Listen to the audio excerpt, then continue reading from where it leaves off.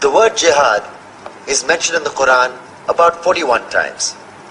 The words mercy, peace and compassion are mentioned about 355 times. Yes, come in.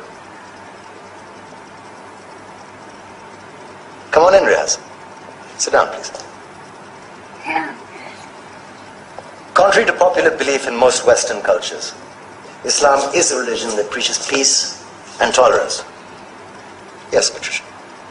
If Islam truly is a religion that preaches peace, then how come the world's most troubled spots, the West Bank, Afghanistan, Pakistan, Iraq, they're all plagued with Islamic terrorism? Well, that depends on your definition of terrorism. Some might argue that the US invasions of countries like Iraq and Afghanistan are also acts of terrorism. No, those were acts of war to get rid of despotic regimes. Or a means of getting at a country's oil.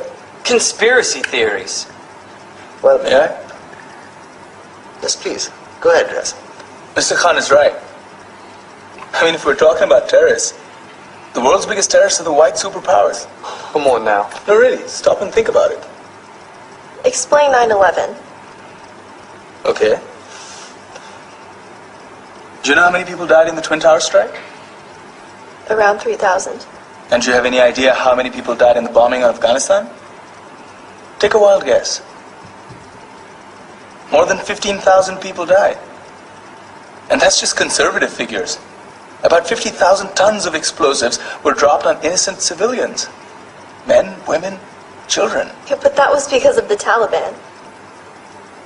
Now that you brought it up, did you know that the Taliban was a creation of the CIA to fight the Russians? Whatever.